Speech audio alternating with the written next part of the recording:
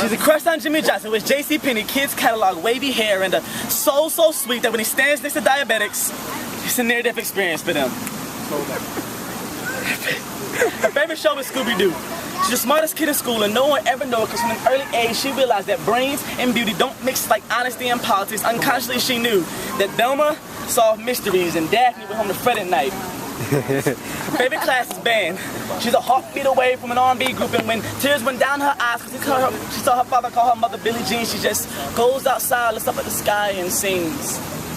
Nights like this, I wish raindrops would fall. She's every parent's dream child. She's pregnant.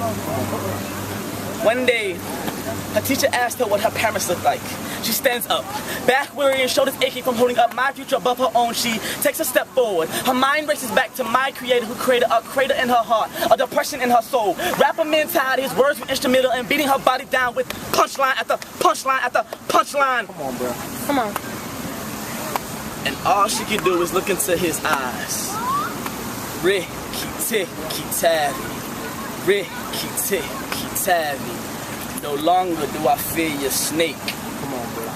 The question of my life was rhetorical, yet she still looked for answers in him. And all he could say was, just a second. But time is of the essence. Just a second. But time is of the essence. Just a second. On second thought, he didn't want to be second best to no one. His spirits had caught the second wind breathing life to my death. If it only takes a split second for a moment to take your breath away, and if humans are more prone to split second decisions, every tick on a clock means a second. Every tick, every tick, every tick, every tick, every tick. Then what makes one tick? She looks at the class. My mother. Her smile is the other half to the great circle of life.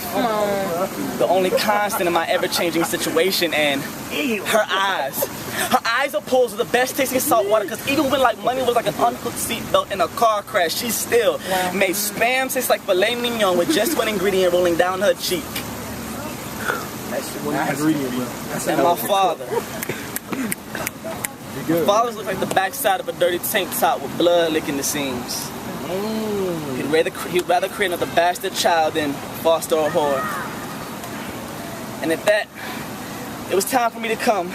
She never understood the medical jargon for these pains, but she knew that contractions were when two words became one. When two became one. So these earth-shattering pains that made her body bend over backwards were just like tectonic plates pushing my life above her own. Were just God stitching in the seams of the bond that can never be broken between us. Us two becoming one. Us two becoming one. So she cried.